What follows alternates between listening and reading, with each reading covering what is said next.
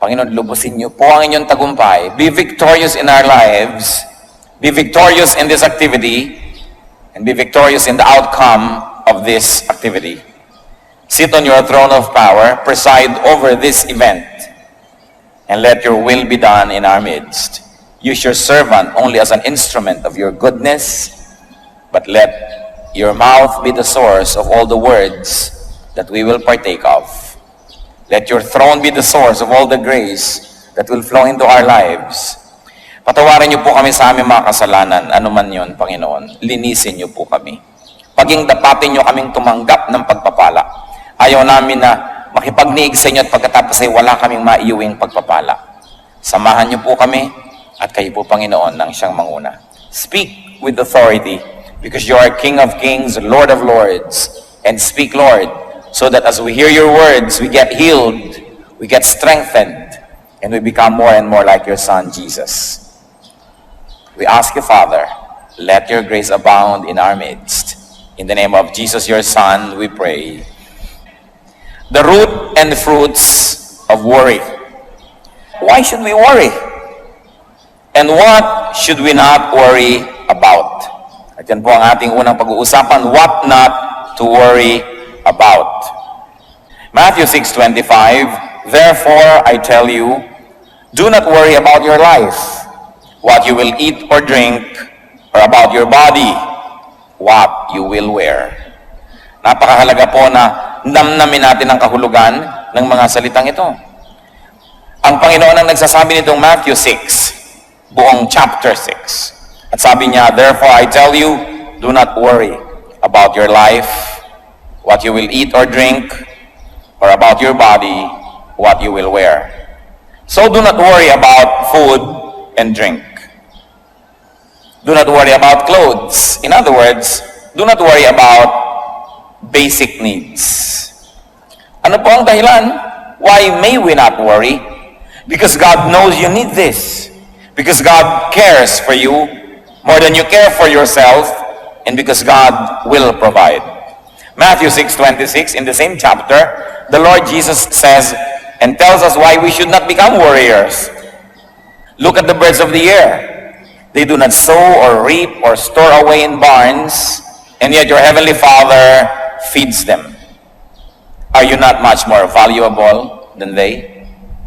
Napakasimple po ng logic. Sa katunayan, ito na yata ang isa sa mga pinakamadalas na i-quote natin na verse. Sapagkat sabi nga ng matatanda, ang paalalay gamot sa taong nakalilimot. Dahil kahit na gaano karaming beses na pinag-uusapan at pinag-aaralan itong mga bagay na ito, ang nagiging ending pa rin, the people of God are warriors. Lagi pa rin nag-aalala, lagi pa rin namamroblema. Matthew 6:28-30. And why do you worry about clothes? See how the lilies of the field grow, they do not labor or spin. Yet I tell you, not even Solomon in all his splendor was dressed like one of these. If that is how God clothes the grass of the field, which is here today and tomorrow is thrown into the fire, will he not much more clothe you, O you of little faith? Sabi, bakit nag-aalala ka sa iyong susuotin? Ang mga damo ba gumagawa ng tela, nagtatahi ng damit? Pero hindi. Pero si Solomon, kahit ang yaman-yaman niya at pinagpala ng Diyos, kahit kailan, hindi nakapagbihis ng kasing ganda ng pananamit ng mga damong ito. Tamang-tama ang kulay, tamang-tama ang blending, ang harmony ng design. Sabi niya, kung yung damong buhay ngayon, bukas lanta na at sinisigan na lamang, dinadamitan ng maganda, ikaw pa kaya, taong maliit ang pagtitiwala. So do not worry about these things, and also do not worry about the future. Again, in chapter 6 of Matthew, verse 34, therefore do not worry about tomorrow, for tomorrow will worry about itself. Each day has enough trouble of its own. And why not? Why not worry about tomorrow? Because tomorrow will take care of itself. That is the logic. Pero kahit ilang beses na nating nadinig ito, sasabihin, ang daming beses ko nang nadinig yan sawang-sawa na ako marinig yan. Ang itatanong ko, napatigil na po ba kayo mag-alala? Sa ilang beses nating nadinig ito. Kaya dapat madinig pa ulit-ulit. Sabi, huwag mong alalahanin yung bukas. Yung bukas, poproblemahin niya ang kanyang sarili. In other words, the Lord is saying, I am here today, Don't worry about tomorrow because when tomorrow comes, I'll be there as well. Because I am the Lord of yesterday, today, and tomorrow. Marami po sa atin ay hindi tayo nag-e-enjoy sa buhay kasi yung ibinibigay na grasya ng Diyos para ngayon, pinaghahati natin. Kalahati para ngayon at kalahati para bukas na inaalala na natin ngayon pa lang. Samantalang yung bukas, pagdating niya, may kasama siyang sariling grasya para sa kanya. May sarili siyang pagpapala na kasabay niyang darating. Pero dahil yung pagpapala ngayon na dapat sanay ngayon at kasya para sa ngayon ay pinaghahati natin dahil nag-aalala na agad tayo bukas. At pagdating naman ng bukas yung darating na grasya, hahatiin mo na naman para sa makalawa kahit kailan hindi na tayo titigil mag-alala. I like to be very emphatic that the Lord does not teach us not to plan. Pinupuri nga ng Bible yung langgam na marunong magplano para sa darating na tag-ulan, nag-iimpok na daw ng pagkain. So you may plan. You may even want to save. You may want to be very detailed about how you want to spend your retirement. But the point is, after you have done the planning and after you have done what you could, stop worrying. Because even if you worried, there is nothing that you can do to control the outcome of what may happen still.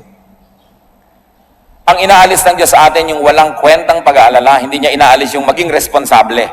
Hindi niya inaalis yung maghanda, magplano. Pero kung nagtanim ka ngayon tapos hindi ka makatulog buong gabi dahil iniisip mo kung tutubo yung itinanim mo, it will not help the plant and neither will it help you. So just do what you can and trust that the Lord loves you, that the Lord likes to bless your work, and go on with life with peace and in peace. What else do you not worry about? Do not worry about what you cannot do, what you cannot accomplish. Yan na nga po yung binabanggit natin. Kaya nyo ba na palabasin ang ugat mula sa buto ng isang halaman matapos yung maitanim ito? No. Pero kaya nyo itanim? Yes. So, yan ang alalahanin nyo, itanim. Kaya nyo diligan? Diligan. Kaya nyo bunutan ng mga damo? Bunutan ng damo. Pero hindi nyo kaya, huwag nyo papelan kasi mahihirapan lang tayo lahat. Kaya nating payuhan ang ating mga anak. Payuhan. Kaya natin silang bigyan ng magandang halimbawa, bigyan. Pero para mag-alala tayo ng mag-alala kung sinong mapapangasawa nila, kung anong gagawin nila sa buhay, magiging mabuti ba sila o masamang tao, useless. Just do your best. Ang sabi sa Bible, train up a child in the way he should go, and when he is old, he will not depart from it. So do your activity in the right time. When the child is young, teach. And then, sit back and relax at anihin ninyo ang bunga ng mabuting pagiging magulang at ng mabuting pagpapalaki ng anak. Generally speaking, pag pinalaki mo ng mabuti, generally speaking, magiging mabuti rin yung tao. Sobrang exceptional pagka hindi pa naging mabuti yan. Tapos sasabihin pa ng iba, bakit naman yung anak ni ganon, pinalaki pa sa Bible school, pinalaki pa sa church, takot-takot na Sunday school at camp at retreat, ang ginawa. Ipinaglilihi pa lang ipinagpe-pray na, nilalay hands pa yung pagkabuntis, yung tiyanitong buntis na ito, bakit ganyan pa rin ang nangyari? Aba, anong ibig nyo sabihin? Walang napala tayo sa ating pananalangin? Walang naging bunga ang pagtuturo ng Sunday school? Walang naging bunga ang pagpapalaki sa church? Meron! Pero sasabihin nyo, bakit nagkaganon pa rin? Yun nga kung hindi yan pinalaki sa church, hindi yan tinuruan, hindi yan ipinanalangin, baka nadaig na niyan si Satanas. Kaya yung may nagawa pa rin mali, huwag mo sasabihin na baliwala ang lahat ng pagpapalaki. Dahil sa pinalaki mo pa rin ang tama at ang magagawa mo, na-control pa, nagkaroon pa ng hangganan dahil paring lampas-lampas pa dyan ang pupuntahan niyan dapat. Wala pong mabuting gawa na nasasayang. Walang mabuting pagtuturo ang sasabihin mong nasayang. Sasabihin pa diba, sayang lang ang pagpa-Bible study mo, ganyan lang pala ugali mo, tumigil ka ng pagpa-Bible study. Sabi siguro, kung hindi ako nagba-Bible study, inilibing na kita ng buhay. Kaya pasalamat ka, nagba-Bible study ako, iniirapan lang kita. Siyempre kasi merong ini-expect ang tao pag malapit ka sa Diyos. Pero kahit kailan mga kapatid, huwag kayong matutuksong isipin na ang gawang kabutihan, ang pagsunod sa Diyos, ay walang bunga. Nakakita lang kayo ng pangit, yung pala dapat mas higit pang pangit yon kung hindi lang na-control ng naitanim nyo ng mabuti. Good is always rewarded. So just do your best. Nagnenegosyo kayo, just do your best. Maging honest kayo sa inyong dealings. Serve your clients well. Give good service. Give good products. Huwag kayong mag-alala sa competition. Yung iba, ang kanilang ginagawa ng paraan, paano papatayin yung competition, paano gagawa ng mali, paano gagawa ng foul. Ang gawin nyo lang, just be good. Because your goodness will be your own attractiveness. Hindi nyo kailangan sirain ang inyong kapwa para kayo maging matagumpay. Ang kailangan nyo lang maging mabuti. Don't worry. Luke 12:25-26, who of you, by worrying, can add a single hour to his life? Since you cannot do this very little thing, why do you worry about the rest? Tama nga naman. Sa pag-aalala nyo ba at pagiging mahilig mamroblema, sabi ng Biblia, kaya nyong dagdagan 1 oras man lang ang inyong buhay? Hindi. Yung pala, yung kaprasong 1 oras, hindi mo maidadagdag sa buhay mo, ba't yung iba inaalala mo palalo? Ang dami-daming pinoproblema. Pastor, meron pong nababalita na meron daw planetang babangga sa Earth. O ano ngayon ang gagawin ko? Lilipat ako sa hangin at haharangin ko ang planeta? Kung nabalitaan kayong ganyan at hindi ipanalangin nyo at pagkapanalangin, tama na dahil ano magagawa natin kung may pagkalaki-laking kometang babangga sa Earth? Naku, malapit po tayo sa dagat. Paano po pag magka-tsunami? Kahit naman pumunta ka sa bundok at nabiyak yung bundok at kinain ka, patay ka pa rin. So why worry about these things? But of course, kung minsan magbabakasyon kayo sa tabi ng beach, pipili kayo ng titirhan yung katabi ng tubig o medyo mataas-taas, siguro doon naman kayo pwedeng maging ngayong a good planner. Sabihin natin, doon tayo sa mataas-taas para kung may baha-baha man lang hindi tayong unang-unang tamaan man lang. Magkaroon mo lang tayo ng oras na tumakas-takas. Pipili kayo ng kwarto sa hotel, pinipili nyo man lang sana yung kung meron kayong kakayanan yung mas malapit sa fire exit. O tinitingnan nyo, nasa ba ang fire exit nito? Hindi masama yung ganun, hindi worrying yon. Because you do what you can. Pero yung buong gabi hindi na kinakatulog dahil baka may sunog. Hindi na nga natuloy yung sunog, nangayayat na rin kayo. Tapos kung natuloy pa, nasunog kayong payat, doble ang pagkalugin nyo. Because warriors lose twice when what they worry about actually happens. Yung pinangangambahan nyo, pag nangyari, 2 beses kayong magdurusa. Nung ini-imagine nyo pa lang at nung nangyari na. Ngayon, kahit hindi yan mangyari, kung kayo warrior, at least minsan na kayo nagdusa nung iniisip nyo pa lang. Kaya mahirap yung isip ng isip. Manalangin. At pagkatapos manalangin, ipasa Diyos. Matapos magawa ang kayang gawin ng tao. Do not worry about non-essentials. Those that do not have lasting or eternal value, those that do not have impact on the spirit, pwede natin niyang masabing maliit na bagay. Mga kapatid, pagka hindi po mahalaga 5,000 years from now, hindi yun masyado mahalaga. Kaya hindi dapat masyadong alalahanin. Sabi ng Panginoon kay Martha, nung si Martha ay abalang-abala sa paggawa sa kusina because she wanted to serve her guests very well, Luke 10:41, the Lord said to Martha, Martha, Martha, the Lord answered, you are worried and upset about many things, but only one thing is needful. Sabi niya, marami kang iniisip masyado, iha. Isa lang ang mahalaga, at yun ang kabanalan, madinig ang salita ng Diyos. Kaya huwag mo nang masyadong alalahanin. Kung hindi masyadong maging maayos ang preparasyon mo ng pagkain para sa mga bisita, kung nakakain na sila ng pagsalita ng Diyos, yun ang mahalaga. Siyempre, hindi naman ibig sabihin, hindi na natin aayusin ang pakikitungo natin sa ating mga bisita, pero may hangganan. Napakarami ko na pong nakita na yung bahay nila, binubuksan nila for Bible study or for fellowship. Ang lahat na bless, puwera ang may-ari ng bahay.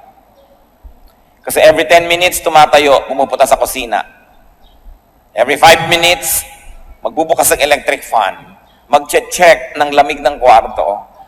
Ang daming inaasikaso. Hindi masama. Pero tulad ni Martha, sabi ni Lord, maraming bagay ang pinag-aalalahanan mo. Hayaan mo na yan. Isa lang ang tunay na mahalaga na makakain ng salita ng Diyos. Kung ito ang masasakripisyo dahil sa marami mong inaalala, huwag mo lang alalahanin ng mga bagay na yan. Kung minsan pupunta ka sa church pero inaalala mo ito, inaalala mo yun, ay hindi yata maganda yung damit ko, hindi yata ito ang gusto kong isuot. Yun ang sinasabing, many things are not needful. What is important is to grow in the Lord. What worry brings about? Ano ang bunga? Pinag-usapan po natin yung puno, yung ugat ng pag-aalala. Ano ang bunga nito? Ano ang naidudulot ng pag-aalala? Matthew 13:22, the one who received the seed that fell among the thorns is the man who hears the word, but the worries of this life and the deceitfulness of wealth choke it, making it unfruitful. Ilang daang libong beses na rin nating nadinig ang verse na ito. Ang pinag-uusapan dito, yung iba't ibang uri ng lupa na nahulugan, nataniman ng buto, ng seed. At dahil iba't iba ang napaghulugan nito at napagtaniman, iba't iba ang nangyari doon sa seed. May tumubo, namatay agad, may tumubo ng konti at maya-maya, tsaka pa lang siya namatay. Meron namang tumubo nga, hindi naman makalaki-laki, at meron namang namunga ng maganda. Sabi, depende sa pinagtaniman. At itong pinag-uusapan natin dito na buto, yung salita daw ng Diyos, napatanim sa puso ng isang tao. Maaaring ang pagiging banal, ang pamumuhay ng makadiyos, napatanim sa puso niya at gusto niyang gawin. O ang paglilingkod sa Diyos, ang ministry, napatanim sa puso niya, gusto niyang gawin, ginagawa niya. Pero, nagtubuan yung mga kotak-kotakot na mga dawag at mga damo at mga tinik, mga siit. Natalo yung halaman. Buhay nga, pero hindi naman namumunga. So ikaw, nagpasya ka na maging makadiyos, tapos naging maalalahanin ka naman, teka, kung magiging makadiyos lang ako, hindi ako gagawa ng ibang paraan, paano ako yayaman? Sabi that the deceitfulness of wealth, choke it. Paano ko yayaman? Paano ko ma-afford ang mahal na mga school para sa aking mga anak? Paano ko sila maibabakasyon sa Palawan, sa Bohol, sa Baguio? Paano ko ibibili ko ang asawa ng mga hikaw na umiilaw-ilaw na parang traffic light? Paano kami magkakakotse? So ngayon, yung naging determination mo na, naging makadiyos, itatapon mo na naman dahil I have to make compromises. Kailangan akong gumawa ng paraan eh. At yun namang mga nagpasya na maglilingkod sa Diyos, biglang nag-isip na naman, kung lagi na lang ako maglilingkod sa Diyos, nababawasan ang oras ko para sa sideline. Nababawasan ang oras ko para sa ibang mga pwede kong magawang ikayayaman ko. So, saka na lang yung paglilingkod, balik na naman ako sa paggawa ng pakayamanan. Itong sinasabi ng Panginoon, the deceitfulness of wealth, choke it, making it unfruitful. And why was wealth able to deceive? Because the person was worrying. The moment you open your window to worry, parang hangin yan, papasok na. Maraming kasama. Parang meron kang isang inimbita, ang dami niyang kasama. Pag meron kang isang pinayagan na makapasok sa buhay mo, ang dami niyang kasama. Di ba alam nyo yan? Inibig nyo lamang itong isang lalaking ito, nung naging asawa nyo na, ang daming kasama. Ang nanay niya, ang tatay niya, ang mga kapatid niya, ang lahat-lahat. Inibig nyo lang itong babaeng ito, yung pala kayo magpapakala ng mga kapatid niya pagkatapos. Kasi nung pumasok siya sa buhay nyo, ang dami niyang kasama. Kaya iniingatan natin kung sino pinapapasok sa buhay natin. Pag pinapasok po natin sa ating isip at puso ang pag-aalala, marami rin siyang kasama. Mga pandaraya ng sanlibutan, pananakot ni Satanas, yan ngayon ang bablackmail sa lahat para kalimutan ang ating pagiging makadiyos, talikuran ang ating mga pangako sa Diyos dahil tayo nagiging sobrang maalalahanin. So what are the fruits of worry? Just like what we have read, worry chokes. Sumasakal. Worry binds, worry kills. Worry also defocuses from God. And it focuses on the negative. In fact, it focuses on Satan. Mga kapatid, makinig kayo mabuti. Pag tayo nag-uumpisa na mag-alala, hindi na tayo nakatingin sa Diyos nun. Nakatingin na tayo doon sa problema. Pag tinitigan nyo ang problema, lalaki yan ng lalaki at tayo'y liliit ng liliit. Huwag niyong tititigan ang problema, ang titigan niyo ang Diyos na mas malaking hindi hamak kesa sa problema. Pag tinitigan natin yung nakakatakot, lalong lumalakas ang loob nun, lalong nananakot. Pero dapat ang tititigan natin yung Diyos, who is Lord of Lords, who is King of Kings. And you must never forget that in the name of Jesus, every knee will bow in heaven, on earth, and under the earth. Ito ang gusto kong hamon sa ating lahat. Sukatin natin ang bawat sarili natin. Tandaan nyo, oras na nag-aalala na kayo, di na kayo nakatingin sa Diyos. Kaya alalahanin ng Diyos. Alalahanin ang kanyang mga pangako, ang kanyang mga salita, ang kanyang mga ginawa, ang ginawa ng Panginoon sa lupa, ang mga iniwan niya at binitawang mga pangako, ang kanyang salita. Mabubuo muli ang ating determinasyon na sa kanya umasa. But remember, hindi lang yung religion na parang nakakalasing, na wala ka nang ginagawa kundi magdasal, wala ka nang ginagawa kundi umasa ng himala. Hindi yon. Ginagawa natin ang kaya nating gawin, at ipinasa sa Diyos ang magiging bunga. Pero hindi pwedeng sa umpisa lang, ipinapasa Diyos mo na. Yan nangyayari na ang relihiyon ay nagiging isang masamang bisyo. Kung ang tao hindi na gumagawa ng tama, ng mabuti, at iniaasa na lang sa himala ang lahat ng bagay. Kailangan magkasama yan. Faith and works must always blend together. Luke 12:29-30, do not set your heart on what you will eat or drink. Do not worry about it. For the pagan world runs after all such things, and your Father knows that you need them. Sabi niya, alam niyo kung sino lang ang dapat nag-aalala kung may kakainin pa sila, kung mabubuhay pa sila, dapat niyo lang mga taong walang Diyos. Sapagkat yung mga taong walang Diyos, walang aasahan, walang pinanghahawakan, sa kanila lang bagay ang pag-aalala. Pero sa mayroong Diyos, hindi bagay yan. Sa Diyos na nagsasabing, 6 days you shall labor and do all your work. And on the 7th you will rest. In the same manner, the Lord is saying, do what you can, work hard. But after working hard, you rest. Because what you plant, you will harvest. Kung anong itinanim mo, aanihin mo rin. Sabi, hindi bagay sa inyo na mayroong mga Kristo sa puso ang pag-aalala. What else does worry bring about? Worry drains energy. Naranasan nyo na ba na managinip? Na hinahabol kayo ng kung ano man o sino man? At nung nagising kayo, kahit sa totoo lang, nakahiga lang naman kayo, kayo'y pagod na pagod. Naranasan nyo na bang nanaginip kayong kayo ay nalulunod? At nung nagising kayo, talaga namang habol-habol nyo ang inyong hininga. Naranasan nyo na bang managinip na merong nakatatakot na bagay at nung nagising kayo talagang takot na takot kayo? Panaginip lang yon, hindi yon totoo. Ganon din ang pag-alala. Kahit hindi totoo ang ini-imagine ninyo, para na ring totoo ang effect sa inyong katawan. Parang selos. Naranasan nyo na ba magselos? Naaalala nyo si Mr. o si Mrs. o maaalala mo si boyfriend o si girlfriend na may ibang kasama? At dahil makulay ang iyong imahinasyon, pati ang kanilang iniinom na buko, alam na alam mo ang korte. Pati yung kortina sa kanilang likuran ay alam na alam mo. At pati ang kanilang ginagawang pagsusuyuan ay alam na alam mo ang detalye. At nagiinit na ang iyong tenga, at tumitirik na ang iyong buhok, at lumalabas ang iyong mga pangil at mga kaliskis. At galit na galit ka na at tumatahip ang dibdib mo. Pero ang totoo lang nasa isip mo pa lang yon. Yan ang power ng imagination. Kaya dapat yung pag-imagine natin, mga kapatid, ginagamit natin doon sa positive. Yung iniisip mo kung paano ka bubuti sa buhay, anong magagawa mong mabuti sa lipunan, yung kabanalang magagawa mo, iniisip mo pa lamang nag-uumpisa na mangyari.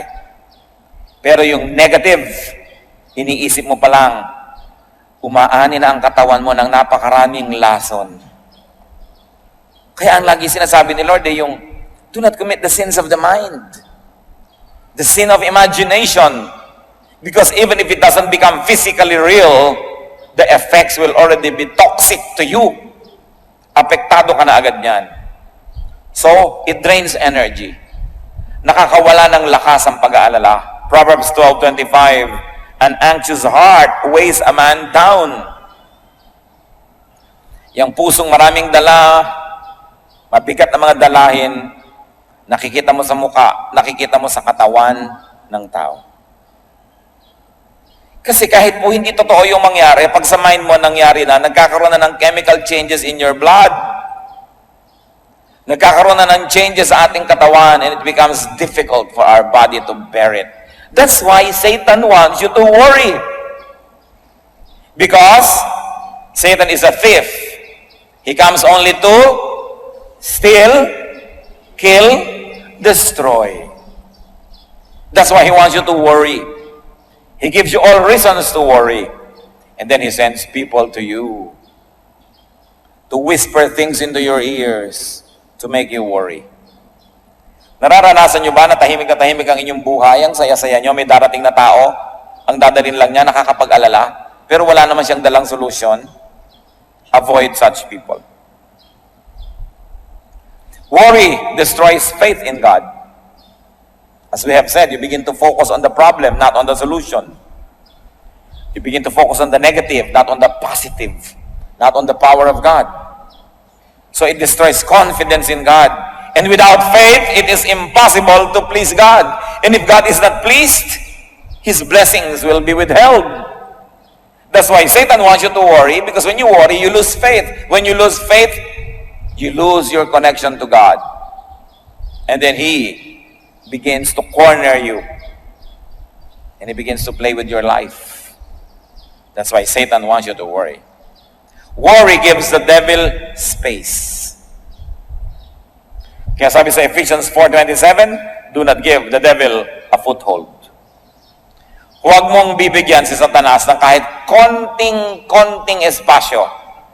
Dahil makakagawa siya ng paraan na pag nakapasok na siya sa iyong puso, palakihin ng espasyo na yun. And worry gives the devil a foothold. How not to worry then? Paano? Jeremiah 17:7-8. But blessed is the man who trusts in the Lord, whose confidence is in Him. He will be like a tree planted by the water that sends out its roots by the stream. It does not fear when heat comes.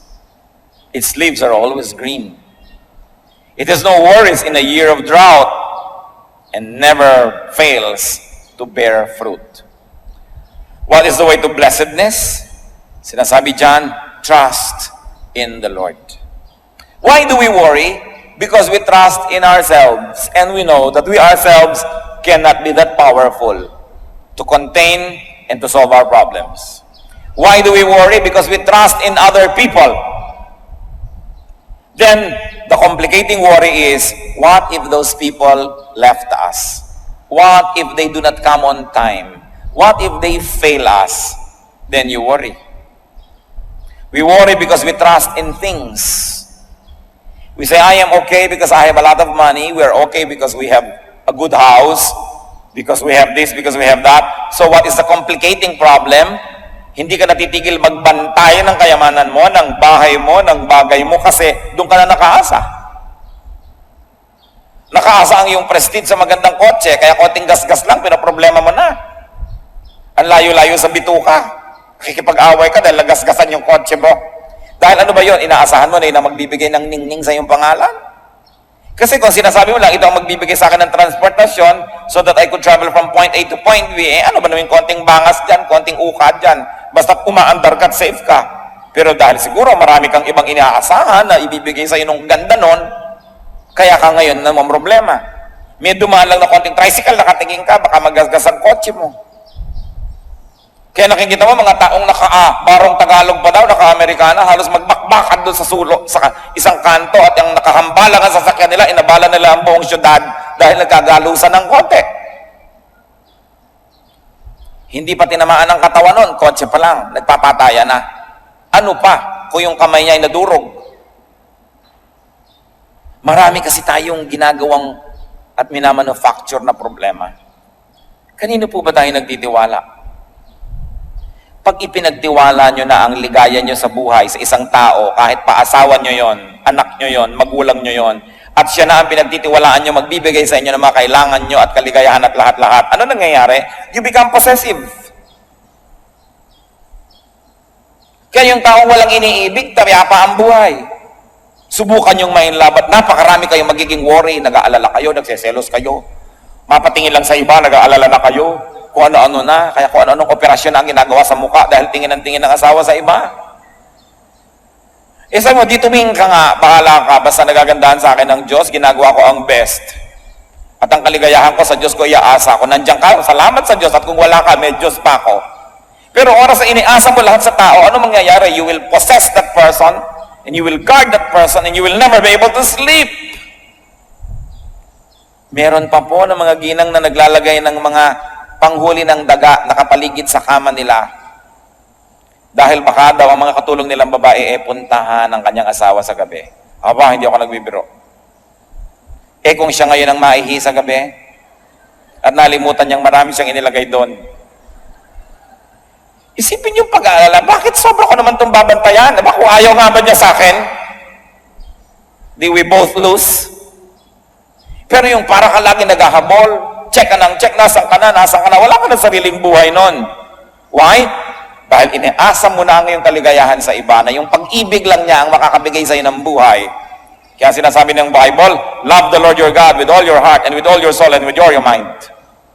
Because when you love God and you make Him number one, you are sure that your number one will never leave you. So kung may asawa ka, dapat number 2 lang yan. May anak ka, number 3. Kasi dumating mat umalis yan, nalulungkot ka, iniinda mo, pero buhay ka pa. Kasi may Diyos ka eh. Pero pag tao na ang ginawa mong Diyos, wala ka nang gagawin sa buhay kundi mag-alala. So hindi, talagang napaka-faithful lang mister ko, talagang mahal na mahal ako niyan. Okay. Tuwing sasakay naman niya ng aeroplano, nervyos na nervyos ka. Tuwing magbebiyahe, wala ka nang ginawa kundi mag-alala. Kasi wala, anino ka na lang niya, hindi ka na tao eh. So mahal kita, nag-aalala ko para sa'yo, ipananalangin kita. Ayoko pa sanang kunin ka ng Panginoon, sana kunin tayo sabay, magka-holding hands. Pero kung kinuha ka na, malulungkot ako siyempre, pero ipagtitiwala kita sa Diyos at ipagtitiwala ko pa rin ang sarili ko sa Diyos. Yan ang pinagkaiba ng may Diyos. Kaya sabi ni Lord, bakit kayo nag-aalala na parang wala kayong Diyos? These things belong to pagans. But for people who have God in their hearts, you are stable. Nauuga ka lang ng konti. Nawalan ka ng kayamanan, nauuga ka ng konti. Nawala ang mahal natin sa buhay, nauuga ka ng konti. Kasi ang tibay-tibay ng Diyos na nasa kalooban mo. Kaya ang gusto ng Diyos, number 1 siya eh. Hindi para dahil lagi na lang siya gusto niyang sikat siya. Kasi alam niya, kawawa tayo pag ginawa natin na tao lang o bagay lang ang number 1 ng buhay natin. Dahil yun talaga mapanganib ang iyong kalagayan. Kasi ang number 1 mo ay maaari kang iwan at di ka man iwan, maaari siyang mawala. Gusto man niya o hindi. Kawawa ka. Fall in love with Jesus. Continue to develop your loving relationship with Jesus. It will correct your all other loving relationships with people, with things, even with your pets. Malalagay sa tamang lugar ang lahat and you will become stable. Nagiging matining ang loob ng isang taong may pag-ibig sa Diyos. At ang pag-ibig sa Diyos, ang pakikipag-ibigan sa Diyos ay pumupuno ng lahat ng kulang ng puso ng tao. But inside every man's heart is a God-sized vacuum that only God can fill. That even if you had people, if you had things, if that vacuum for God is not filled, you will always be empty. That's why there are many people who are running on empty. Nagtataka sila, meron naman akong bahay na maganda, meron naman akong pamilya, meron naman ako nito, bakit kaya kulang ang buhay ko? Hindi nila na tatanto na maaaring ang Diyos ang kulang sa kanilang buhay.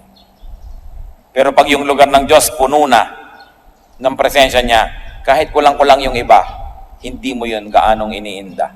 Although God wants you to have all of these chambers of your heart filled, dahil hindi naman siya maramot.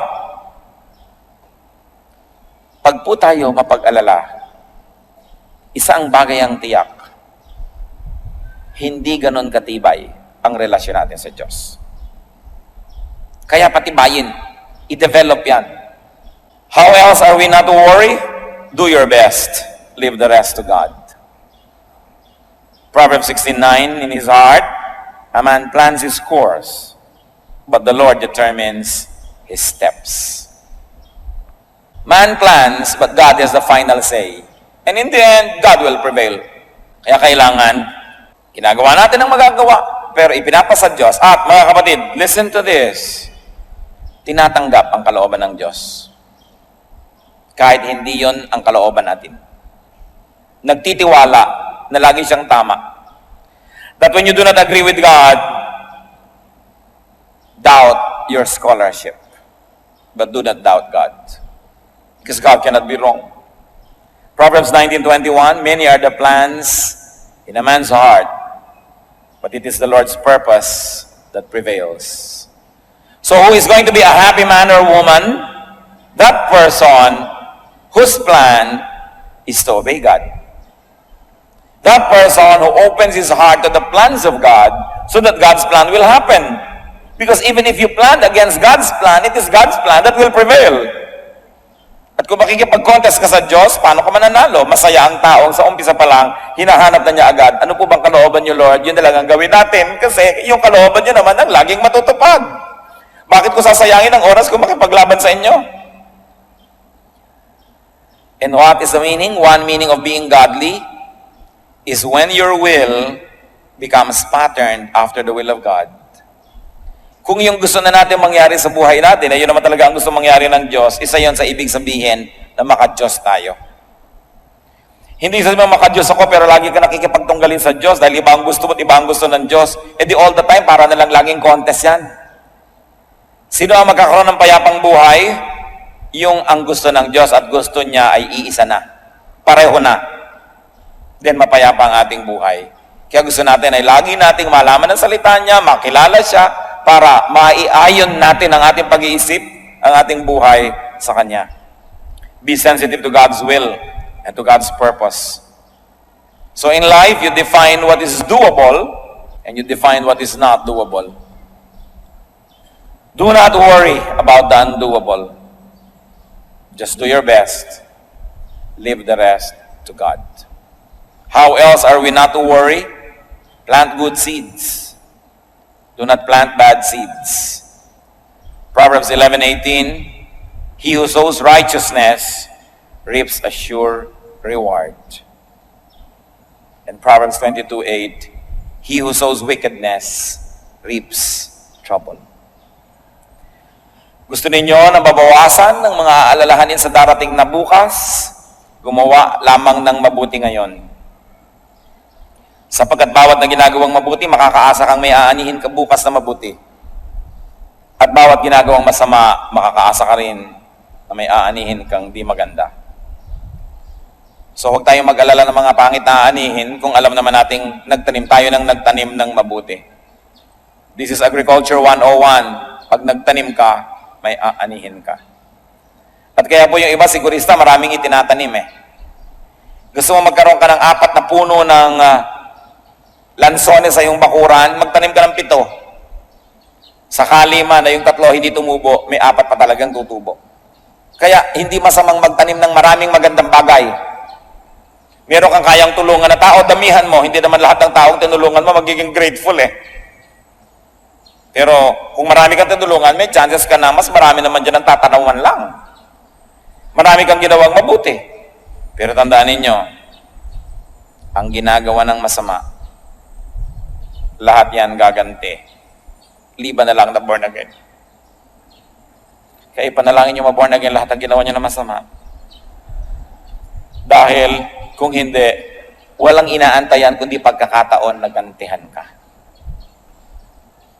Mga bata, mang inapin mo nung maliliit, hindi lang yung kumikibo dahil maliit pa. Pero tatandaan nyo mga kapatid, sa bawat tiktak ng orasan, sa bawat pagsikat at paglubog ng araw, kayo ipapahina at sila ipapalakas. At sabi nila, balang araw, babangon ako at tuturugin kita. Kaya gumagawa ka ng masama sa bata, actually, it's very wicked because you do something bad to a helpless person. And 2, it is very unwise because you are planting negative things that you will harvest. Pero yung gagawa ka ng mabuti sa isang bata, hindi niya nalilimutan yun. At darating ang panahon. Hahanapin kanya mula sa apat na sulok ng daigdig para dalang kanya ng isang guhit na kastanyas. Blessing. Ang Bible lang may sabi, ang mabuting ginagawa, aani. Be good. Be good. Proverbs 28 verse 1, the wicked man flees, though no one pursues. Ang isang taong masama, tumatakbo kahit walang humahabol. Evil men run, though no one chases them. Kaya yung mga marurumi ang isip, ganun yun. Maraming karumihan ang isip nila. Kaya hindi sila payapa. At pagkatapos ina-assign nila sa iba yung iniisip nila. So what do we do? How not to worry, brothers and sisters? Avoid warriors. Huwag kayong sasali sa Warriors Club. Tapos founding chairman pa kayo. Don't join warriors. Avoid negative people. Avoid complainers. Deal with them only to minister to them, but do not be friendly with them. Huwag kayong mga kapalagayang loob nyo, yung mga lagi na lang natatakot at nag-aalala. Kasi nakakahawa yan. Go to them to minister to them. Go to them to bring them the light of the gospel. But do not fellowship with them. Hihilahin nila kayo pababa. Proverbs 13:20, he who walks with the wise grows wise. But a companion of fools suffer harm. And worrying is foolishness. Fools worry a lot. Wise people do what they can and then trust God. So sabi niya ganun, huwag kang makiwarkada sa mga ganyan. Remember God's goodness. Remember to be thankful to God. Remember God's track record and you will have nothing to worry about. Alam natin yung nasukol ang mga Israelites, ng mga Egyptians sa tabi ng pampang ng dagat. Sasalakayin na sila. Nag-worry sila. Pero ito yung binabasa natin yun, hindi tayo nag-worry kasi alam natin yung ending nahati yung dagat, nakatawid sila. Ang nag-worry lang yung nabuhay ng panahon na yon na hindi pa nila alam na hahatiin. Pero tayo alam na natin hinati ang dagat. Alam na natin na marami nang nilutas na problema ang Diyos para sa mga tao. Alam na natin na inilubog man niya ang buong daigdig, pinalutang naman niya yung sasakyan ni Noah at ang pamilya ni Noah ay nakaligtas sapagkat nalulugod siya sa pamilya na yon. Alam na natin na nagdiliman sa Ehipto, yung lugar ng Goshen na tirahan ng mga Israelites ay maliwanag. At alam na natin na pinatay man ang lahat ng panganay na anak ng mga pamilya sa Ehipto na iligtas sa mga panganay na anak ng mga Israelita. Alam na natin na ang Diyos marunong mag-exempt, marunong lumundag ang kanyang mga parusa kung nais kang paiwasan ng Diyos. So sino lang ang dapat nating bigyan ng kasiyahan? Ang Diyos. Sapagkat kung siya'y nasisiyahan, mahirap ba sa Kanya na tayo pagpalain? Sino ang makakapigil sa Diyos kung gusto Kanyang pagpalain? At sino naman makakapilit sa Kanya kung ayaw Niya? So sa halip na mag-alala, ang gawin natin ang kalugod-lugod sa Diyos at siya ang bahala sa atin.